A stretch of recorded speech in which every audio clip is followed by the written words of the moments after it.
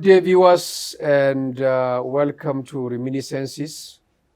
Today we're in Zaria, in the home of Alhaji Shehu Suleman, who is a veteran civil servant from the early 60s.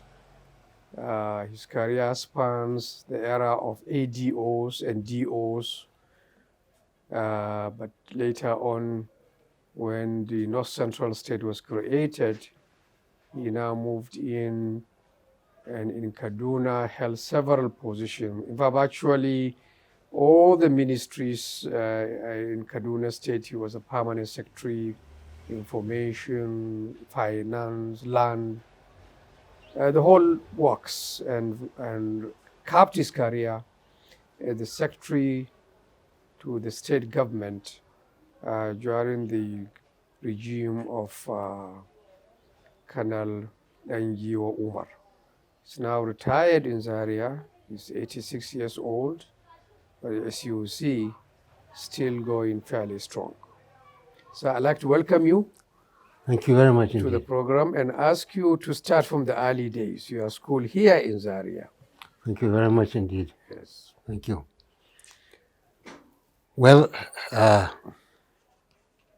if I'm to start with schools, as I said in my brief, I attended the elementary town school number 1. And 1 year, it's now called Wazir Lawal Primary School. Right. That's where I attended my elementary school. Right. At that time, we used to call it elementary school, not primary school. And then from there, I went to Al-Huda College.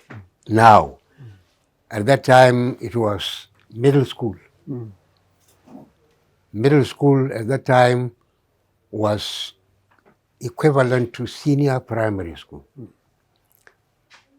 So from middle school, I was in middle school for 1 year, 1951. Then we had our exams and I moved to Barewa. At that time, it was Gamman College, Zaria. Later, it was named Barewa. I think, if I understand, by Old Boys Association. And then Do you recall some of your mates in Barewa? Schoolmates or sir. classmates? Yes. Classmates Oh, and schoolmates. Oh, yes. Oh, I can remember many of them. Some of them, of course, are dead now. But I can remember we had Lema Jibrilu, Bala Adamu,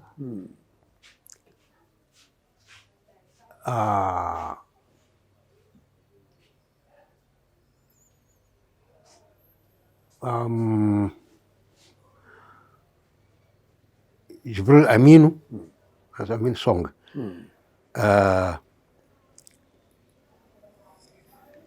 Now, those are the Classmates. classmates alive. Right. If I have to include the dead ones, we had Ibrahim Waya in Kano. Perhaps you have heard of Ibrahim Waya in Kano. Abdul Qadir Suleman in Kano also. Bashari Kwaru also in Kano.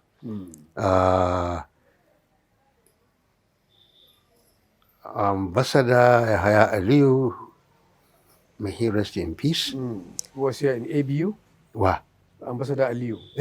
Was he the former registrar? Yes. He was my classmate too. Right. He was my classmate too. Professor B.D. Musa. Also ABU.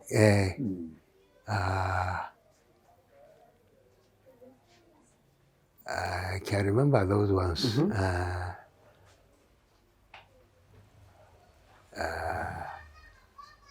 Justice Weiss was classmate.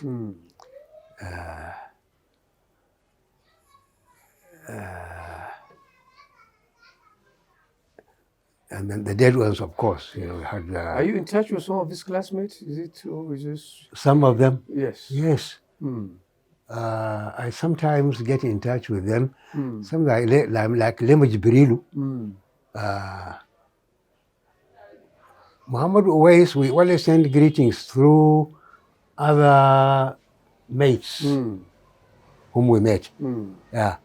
Otherwise, we just know that they are alive Right. and they are without actually Mm. getting in touch with them and so on and so forth. Yes.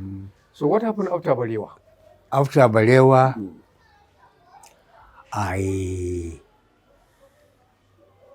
I came home and started resting. Mm.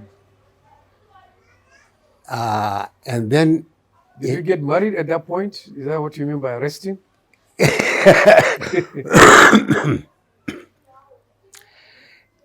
yes, Hmm. I got married a few months after Balewa. Mm.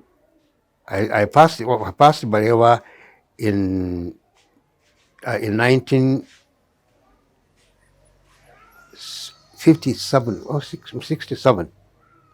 Balewa, 57. 57. Mm. And in 1958, I married. Right. I married. So it's part of the break you took, part of the rest. Yes. Mm. Now, when I was waiting for results, I thought I should work.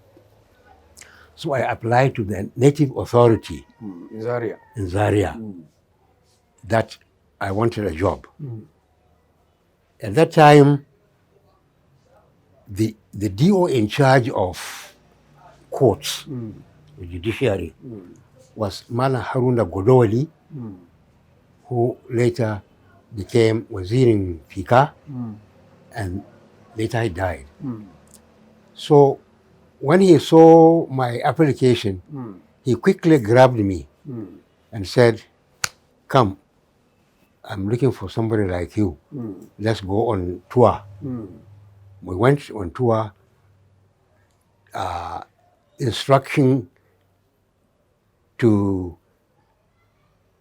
the alcalis or the native court presidents in the rural areas. Right. So we went there and conducted a course and so on and so forth on penal code and criminal procedure code and so on and so forth. Now, I was then in Zaria NA only for 9 months or so. So we were always together with Aliyu Jama'a, Wazirin Jama'a. We were always together. Ali Muhammad. Aliyu Muhammad. Was he another mate from AB? Oh, yes. Balewa? Yes. He was made at home with Balewa and so on and so forth. So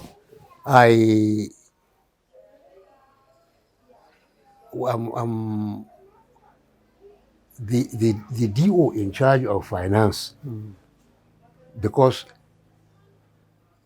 on completing Balewa, the emir of Zaria, kasan lokacin kayan sarki aikin sarki ake cewa. So he asked the treasurer, native treasurer, to take us in the treasury. So we were there. The senior DO in charge of finance, Mr. Brown, came and went through the files of the staff, and he saw our files. And he asked us, why didn't we apply for scholarship? And we said, no, we are not interested. He tried and tried and tried. We said we were not interested. Why were you not interested? Just like we love home. We like to stay at home. You've finished, you've graduated, you finished Balewa. Yes. You've got married, you're newly married. Yes. You just wanted to stay home. Yes. You didn't want to No. continue at that point. No. So he tried, and we said no. Mm. So he You and Liu Jama. I and Ali Jama. Right. And one day we were told that the emir wanted to see us in the palace. This was Emir Jafar? Emir Jafar, yes. Right. So we went there and we found him. We found the emir, the senior DO, the resident CK Reford, and a few other councillors. Mm. So as soon as we entered, we sat down, and the emir said, I understand you were asked to apply for scholarship, but you said you wouldn't. Mm. Then suddenly we said we would. We now would. Mm. We would apply. Mm. Then he said, okay, you go and apply. Ya sa mana albarka as usual. Okay. Mm. We applied Right. and we were selected. Right. I went to Nigerian college. Right. Aliyu was going to do accounting. Mm. So he was to go to Ghana Mm. for his accountancy. Mm. I was to go to Samaru, Nigerian college. Yes. So Aliyu, the emir asked whether Aliyu would go to Ghana with his wife. Mm. And Ahmad Fatika, Allah ya ji kanshi, Mm. said no, he can't go with his wife. What of Shehu? Shehu can go to Samaru, but he will be coming to the town anytime he wishes, and so on and so forth. But Aliyu can't go to Ghana with his wife. Mm. So the emir said, okay, Aliyu should stay. Mm. Shehu should go to Nigerian college. Mm. So we went there.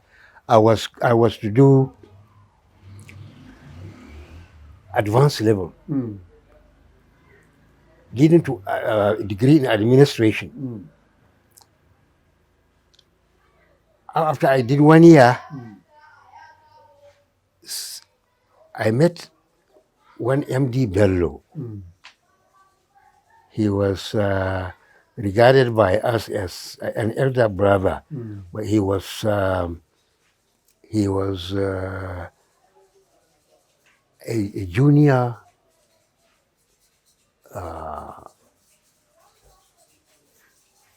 scribe Mm. to my father in Zangon Kataf. Mm. Eventually, he came to Congo and started teaching instruction in Congo. So he saw me and said, what was I doing in Samaru? I said, well, I was trying to pursue advanced level and eventually go for a degree in administration. So he said, why do you go to the university and do degree in, while here is a crash program opened by the Sardauna.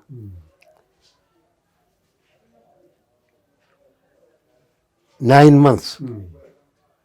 In 9 months, you become an ADO. We have had 4 courses already. Course 1, 2, 3, 4.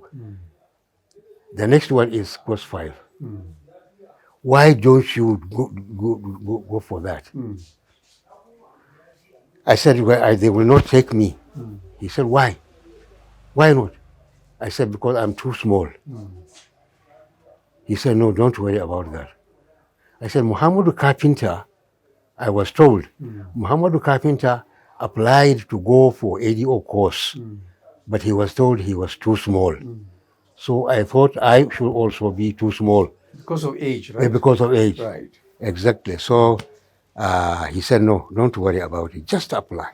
Just apply. Meanwhile, he told Aliyu to apply also. But Aliyu had already been appointed an AEO, Assistant Executive Officer, and posted to Maiduguri, Minister of Education. So he said he should also apply. and my elder brother here, Katuka, he should also apply. So we all applied. But when my father heard that Aliyu had been posted to Maiduguri, he said, Maiduguri, because Maiduguri at that time was regarded as another world. Out of the way. So he said, no, we can't go. But MD Bello persuaded him, and he agreed that I should apply, Aliyu should apply, and Katuka should apply. Katuka withdrew, and Aliyu and myself applied. So that's how you became ADO. ADO. After the course, you became an ADO. Yeah, you become an ADO. And you are posted to Benue State. How was that posting? Because Benue was in a very troubled situation. Oh, yes. The course supervisor was John Smith. John Smith was, at that time, I think, a principal assistant secretary in the Premier's office. Right. Working with Sandy Awoni and Liman Chiroma. Was working under them. So he knew that we were together with Aliyu and myself. Right. So he called me and said, you have both passed and you are going to be posted. I am going to post you where you will work, and after that, you will be able to work anywhere. We said, okay, thank you. So he posted it to Benue. The two of you? The two of us to Benue. So I was to do my holiday in Zaria. Aliyu should go to Kafanchan. Well, that's where his parents were. So I was to meet him at Kafanchan station. So he will join me and we go to Benue. TIF division. At that time, Abubakar Mashegu was the provincial secretary. In November 1962, December, January, I was appointed provincial census officer for Benue province. So I worked as provincial census officer for Benue province up to February 1964. So after the census exercise, I went back to Boko headquarters. Now it was there, 64, that trouble started. There was war between police and the TIF elements. Later, they overwhelmed the police. Soldiers had to be brought in, people like Hassan and so on and so forth. So what happened to you, the civilian administrators? At that time, when the matter became hot, I was in the office receiving reports and passing the reports to the police. Say, we have information that these rioters are going to attack so and so place, or are going to visit so and so place, and therefore the police should know and take action. You didn't feel personally threatened by the war going around you? Or rather fortunately, I didn't at all. The police officer in charge, Mr. Duckett, was an Englishman. Now, sometimes when I go out to report to them, I find him with beer in front of him, and either Sunday Telegraph or Sunday Times, these British papers. I tell you. Then at one time, they sent 9 policemen to meet the rioters. All these 9 were killed. Were they Nigerians or English? Were they English, the police? Or for the police. Were they English or Nigerians? No, they are Nigerians. All of them Nigerians. Okay. All of them Nigerians. So they killed them all. So I said, this is what happened. The commission, the senior DO who was in charge. In fact, at that time, the senior DO was the sole administrator. So he said, you should go and report to commissioner, provincial commissioner. So I went to Makurdi, met Jolly Tanko Yusufu, and I told him. He was the commissioner. He was the provincial commissioner. So I told him, this is what has been happening. We don't want these British something to be around anymore. So there on the spot, he telephoned the premier. He telephoned the premier and told him. And the premier told him that, yes, so and so will be coming. Commissioner of police will be coming. Yes. All right. Now, that commissioner didn't come until, in fact, I left Boko because in 1965, I was given a division. So you became full DO for the first time? Well, not full, not full. Okay. We were still ADOs. So, division of the Lafia and Bali.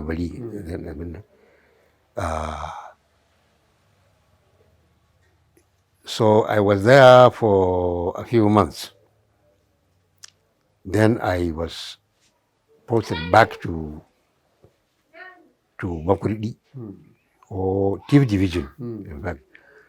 Then I came there after a short while. I was posted again to Ukari Division. Ukari Division. I was there when the 1966 coup took place. So I was there for about 6 months or so. Then I was moved to Adamawa Division. Adamawa Division, I was there for only about 3 months or so.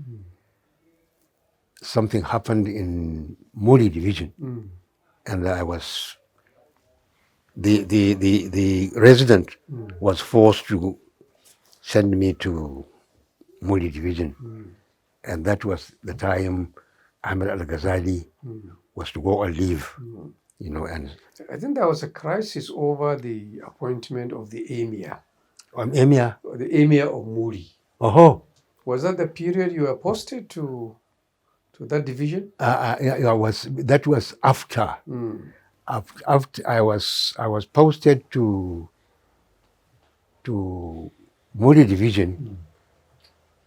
Well, but I wouldn't say after the crisis, but the crisis was still on because those people who were opposed to the emir and were fellow contestants with him, they had still not given up. In fact, that was the reason why Ahmed Al-Ghazali was moved. I don't know why he told you that. Yes, he told you. So I was there. The thing was simmering actually, but it was dying. Yes. It was simmering. It was The dying. emir was accepted after Of some course, time. no, The figure. of course, he was Yes. accepted. He was accepted. Out of all these postings to SDO, Wakari, Tiv, Lafia, Yes. Muri, Adamawa, which one was the most challenging for you? Which one do you remember fondly? Well, that was the posting to Tiv Division. Of course, Tiv Division. Yes. Of course, Tiv Division. As I told you, this was our role at that time. But as I said, I didn't feel, Okay. So, but the most was frustrating was the Muri posting. Because I remember we were trying to locate one village with the surveyor, one Mr. Moss, one Englishman, Mr. Moss. We went there and we were looking for Sendirde. We met that night, and in the morning, when we are ready to go to Sendirde, Mr. Moss said, people from Muri told him that it was not going to be Sendirde anymore, it will be Wuro Shakau. Were you trying to start a road? Eh? Were you trying to start a road project? No. Okay. We are just trying to locate that place, and then from there we will trace the boundary. Okay. Boundary to that village, and then we will decide. We will know whether that village was in Mukari division or in Muri division. Looking at your CV, sir, one is noticeable that after you moved to Kaduna, eventually you serve in almost every ministry as a permanent secretary. Is there any, because I look at the list, information, social welfare, forestry, finance, land, everything. Yes. Is there any ministry you didn't serve in Kaduna? Yes. I didn't serve in Ministry of Health. Yes, I didn't see health. I didn't serve in Ministry of Trade, in the industry, trade and industry. So you serve in nearly all the others. Nearly all the others. Nearly all the Was others. it difficult? I mean, given your skill set, you are an administrator. Was it difficult now to move, say, from works to finance to information, which seem to be quite different roles? Yes. I was in information first. The reason why I moved from information to social development was because of some crisis, some small crisis that happened with the permanent secretary there, and he was removed, and I was moved in there to take over from him. From there, I was, as I said, the Ministry of Social Development, to which I moved, was dissolved. So I moved to Ministry of Animal and Forest Resources. There, I was not there for long again. Then I was moved to Ministry of Economic Planning. That's when Aliyu Jama'a was appointed Director Immigration. He was then Permanent Secretary Economic Planning, and then he was snatched away by Adamu Fika as Director Immigration. So I was moved to Ministry of Economic Planning, and then from there I moved to land. From Economic Planning. I moved to land. I was there when Abdulkadir Balaro Musa was impeached. In fact, when I was moved to Ministry of Land, people were surprised because Ali Balarabe Musa was known as a very what was it recalcitrant, but he was known as a very hard somebody, and I was also reputed as something. So people were saying, how can Shehu Suleman work with Balarabe Musa? How can Balarabe Musa work with Shehu Suleman? So at last, as his good friend was telling me, Muhammad Jalo, Alhaji, he said, Balarabe Musa said, it is now that he has got somebody to work with. When people were asking, why? Why he took you to land? Yeah, why he took me to land. The opposition people said they would not want me there because they know I will not do their bidding. Those of their party said they want to use land and contracts to attract people, but they have put me there, Sheikh Suleiman. Why? Because I will not allow that one. I will not allow them to use land, and so it was during that time that Balarabe Musa was impeached and Abbalimi became new governor. Did that affect your career? Did that affect your career? Who? The Balarabe has been removed? No. And now there's a new governor? No, it was well in the sense that the new governor, he succumbed to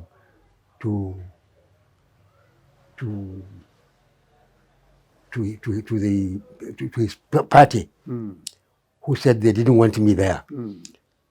Now he wanted to remove me, but he didn't know how to do it. So every now and again somebody will come and say, so and so, what have you with the governor and so and so? I said, no, I know, just leave it as it is. Somebody came from State House, Abuja. This I've forgotten from Hadija. So he came and said he came looking for his file in the land, and he was told by the governor that his file has been sent to me long ago. So he came to me and said he was looking for his file, but the governor said he had sent it to you. I said, no, he hasn't. He insisted. Just at that time, there was a phone call from government house that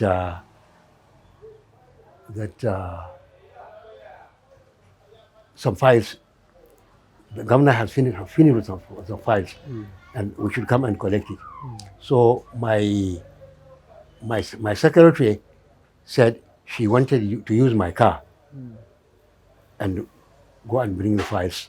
She went there, took the files, and then that month's file, she put it on top of the rest of the file. So she came, and told him to come inside.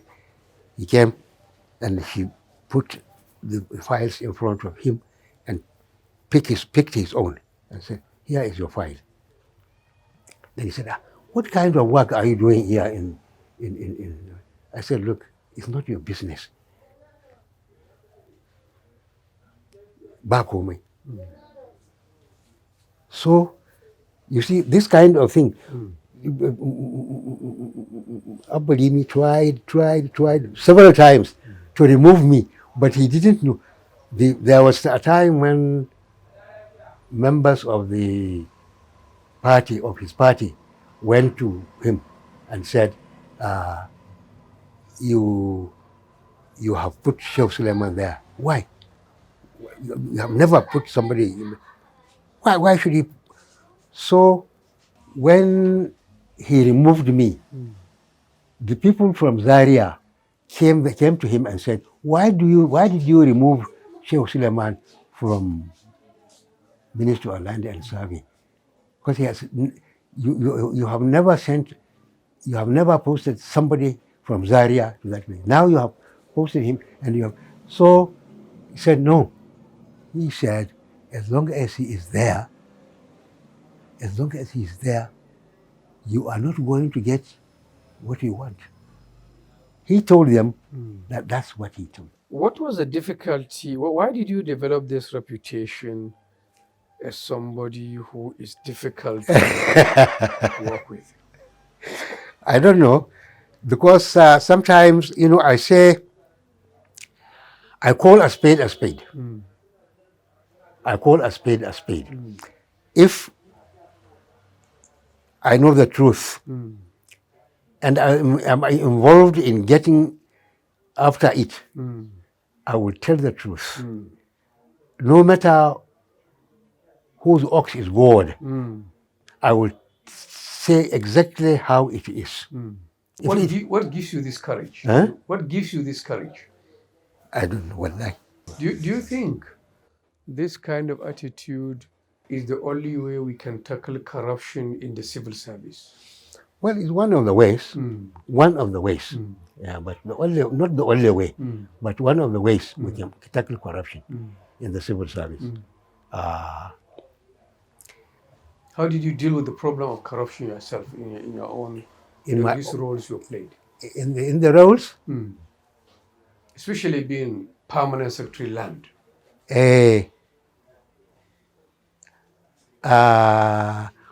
Being permanent secretary of land, I met a few cases which I understood very well. Balarabe Musa, for instance, if I recommend somebody for issuance of certificate, Balarabe Musa, very cunning. If he is going to approve, he will ask questions. Otherwise, he will simply say, not approved. Now, if he says not approved, then to me it's finished. He says not approved. But if he asks questions, then I will start answering, and then eventually he may agree. I remember somebody came and said they wanted land to develop an industry in Kafanchak. So I said, no, we don't want it in Kafanchak. We want it in Katsina. Because at that time, we were actually looking for somebody who will develop Katsina industrially. Now, and then somebody will say, we'll give you this, we will give you this, we will do this, we will do that, which is a way of corruption. Then I will say, no, we don't want that one. Now, that kind of thing, again, somebody came, I think it's Lebanese or something like that, and said he wanted also a piece of land, and I said no, because he showed me that he was going to give something. I said no. Now, this kind of thing, I tried to resist, but I didn't get much of that kind of thing. Did you get support from your colleagues in the civil service to fight this kind of thing? No. I didn't even seek for support. I didn't even seek for support. Why? Because it is not there. Exactly. I was just doing my own. In spite of this, your position, you still became secretary to the state government. Yes. Were you surprised that you are given this position? I was surprised. I was surprised. At that time, Isa Katsina was the secretary to the government.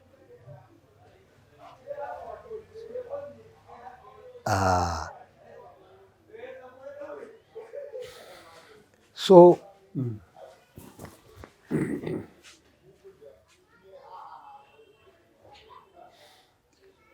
some people thought I should be the secretary to the government. After him or before him? After After Isa Katsina. Isa Katsina. Isa Katsina was still secretary to the government. So some people thought I should be, because among the administrative officers who are PAMSEC, I was about the oldest admin officer. So some people thought I should be the secretary to the government. One of the most ardent supporters of that cause is Sama'ila Mamman. Who was your commissioner in? Who was my commissioner. Who was my commissioner. Well, he was so obsessed, in fact, with it.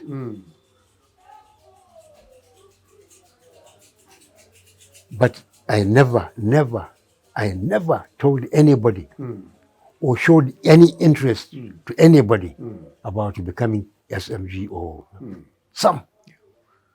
And I think at one point, from what I heard, the governor actually wanted to sack you, the military governor. Did you have a clash with your military governor? That is Colonel Angio Umar? Angio Umar? Yes. Oh, no. Die. With Angio Umar? Never. I think he was the one who appointed you secretary to the government. Yes, he was appointed. He was the one who appointed me. What were the circumstances of appointing me? Yes. First of all, that pressure I was telling you from Sama'ila Mamman and some others, because he told me that in fact, when he was appointed governor and he was coming to Kaduna, one of the letters he wrote, he read in the plane, was from somebody who was suggesting that I should be appointed secretary to the government. But did you stand up to him? Did you disagree with him sometimes? Even though he was the governor. I only once or twice. Yes. There was a time when his principal private secretary, a Southern Zaria man, he said he was going to appoint him permanent secretary. I said, no, sir, you can't do that. He said, why? I said, because he's not up to. He said, why? I said, because there were about 3 or 4 people in front of him who are secretaries, waiting to be appointed PAMSEC. And this one, he has not done anything special that you will appoint him permanent secretary.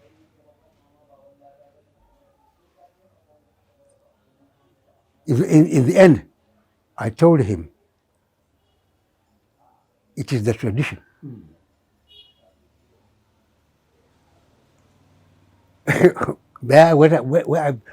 Maybe I told a lie there. I told him it's a tradition that before you are appointed a permanent secretary, you will have to work in the field. But you are determined that that man wasn't suitable to be PAMSEC. Exactly. Secondly,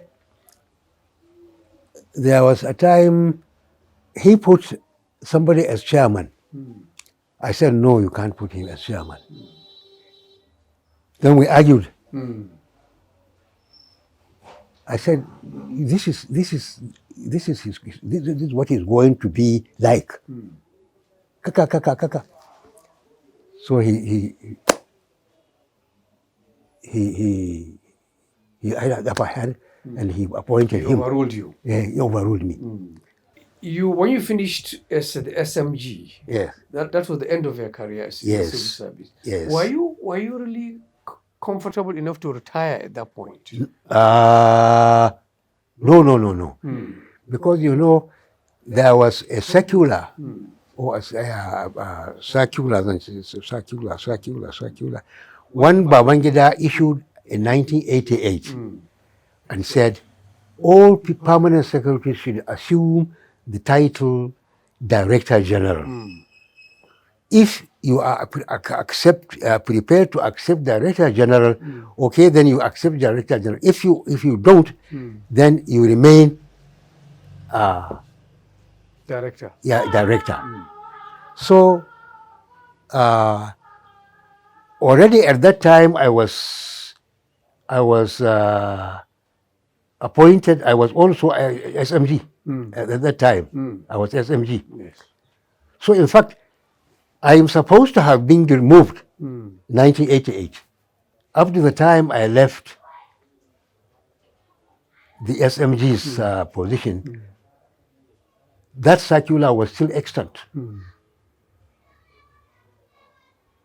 So, but at that time I had not reached the retiring age. Yes.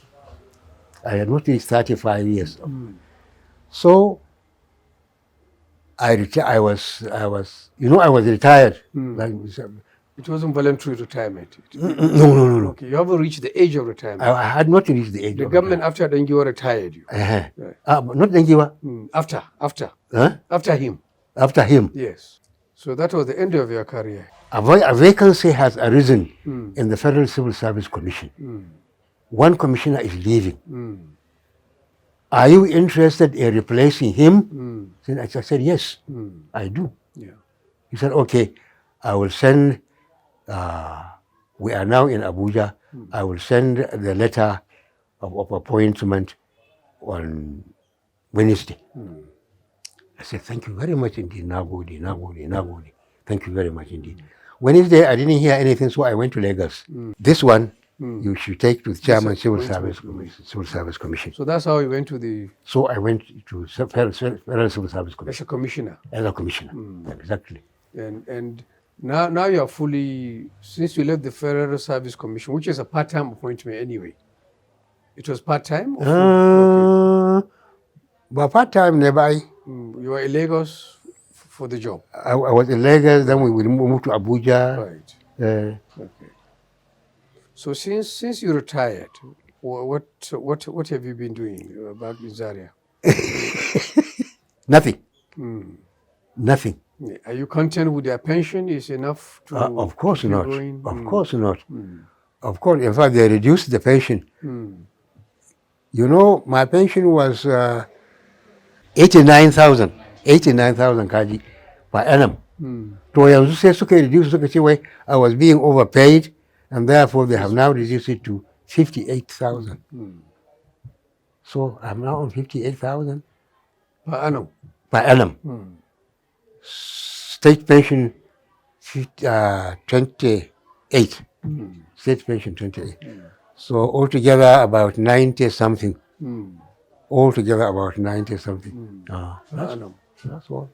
So how is life in retirement in general? It's manageable. It's manageable. Living in a place like Zaria, where you have so many people coming to you for something, for abandon, for putting chefane and so on and so forth, you have to just bear. You just have to bear. But it is manageable. It's manageable. Are you involved with does governments involve you in some committee work? No. to get from your experience? Oh, no. Actually, well, this is not involving me in actual work or something like that. There was a time when during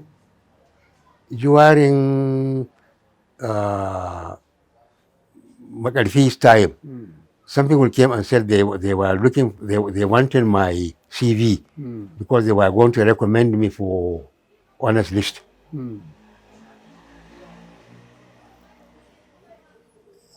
Then I said, it was at dusk location for dusk. I said it's too late now. They said, well, I should send it to them before 9 tomorrow morning. I said okay. So tomorrow morning, instead of sending it to them, I sent a letter to the governor, thanking him and giving it to somebody to go and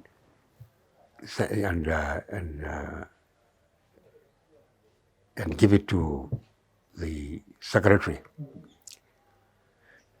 So you have not gotten the national honor yet? No, not sure. And then recently, Madaki said he wanted my CV. He wanted to recommend me for national honor. Madaki of Zaria. Madaki of Zaria, Muniru, yeah. So I said, no, I'm sorry. I'm sorry, I'm not interested. Wallahi, gaskiya, I'm not interested. Why are you not interested in the national honor? I don't know. Wallahi, I don't know. Yeah, I don't know why I'm not interested. I just feel I don't. I wouldn't say I don't deserve it.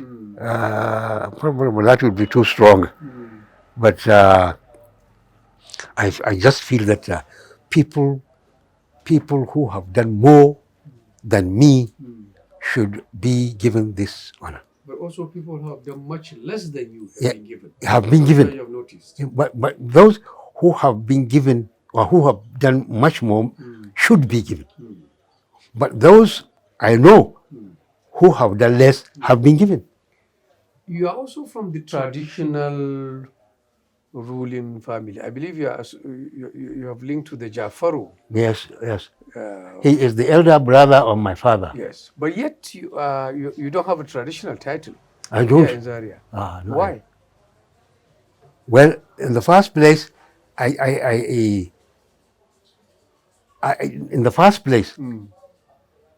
nobody offered me. Secondly, I didn't ask for it.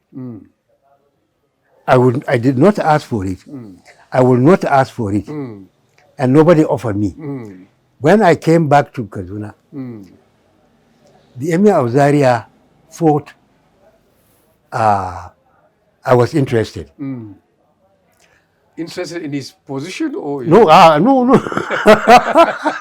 Interested in this traditional title. Right. Okay. So one day when I went to, he never made an offer to me. So one day when I went to him and we were talking, and I was going to ask for somebody to be appointed a district head. You are looking for someone else? Yeah, it was somebody. I'm looking for someone else. So when I said I was looking for some way to get this man, the emir thought I was going to ask for myself. So he sat down. He sat straight. Then I said, I want you to please consider so and so. And now, he did give him, but not the one I asked for. You gave him something. He gave him something. So sitting here in your retirement with this vast experience you had in the federal state service, are you involved in any of the community? Do they involve you in how things are run here in Zaria? In Zaria, no. They are not involving me in anything. I hear something happening a group, so and so, but he never made any offer to me, and I never asked for it. So what do you do with your time day to day? Papa, What is a typical day like? I wake up in the morning. I wake up in the morning, and then what do I do? What do I do? While away the time, I listen to the radio. That's all. I listen to the radio, because of my glaucoma, I can't read newspapers. I used to read newspapers. Yeah, a lot of.